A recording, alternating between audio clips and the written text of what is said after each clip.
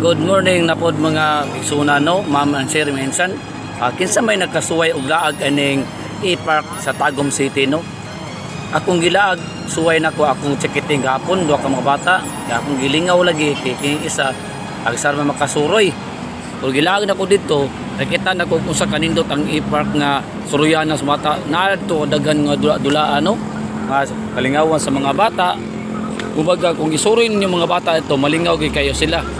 Muna nga ako nagkuha kog video usa kanindot gyud ug kabibo kaning area ha. Manang akong laki na o tanawa pati lingaw to na akong kamagwang ako nang kamagwangan.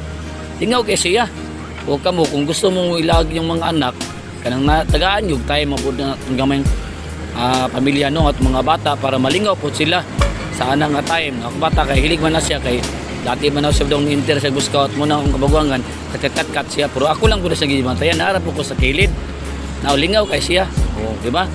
Man akong bugoy pong isa, gamay, ako pong gilingaw. Siyempre kanya sa adjust po sa iyang maguwang na kay siya. Mag 2 years pa man niya, maguwang niya mag 10 years na so nag-adjust po siya ng maguwang taon. Oh, lingaw kay akong bugta-bugoy yung maguwangan. Oh, lingaw kayo hasta ang gamay. O giguit-gunita lang sa inahan kay so mo na no, hapo ko diha, nag-video po otro kay kita pa nako sa luyo nako nga unsa ka bibo na unsa kanindot ako lang gituyok ang kamera kana akong tabugoy oh na pati ninduta kung inyong ilag ang inyong mga bata diha karon man ug unya so nindot ka siya oh, na akong gamay sus Ginoo ko apit sa 30 minutes town diha niya ni Hawa so God bless kayo no oh mayong adlaw mayong buhay.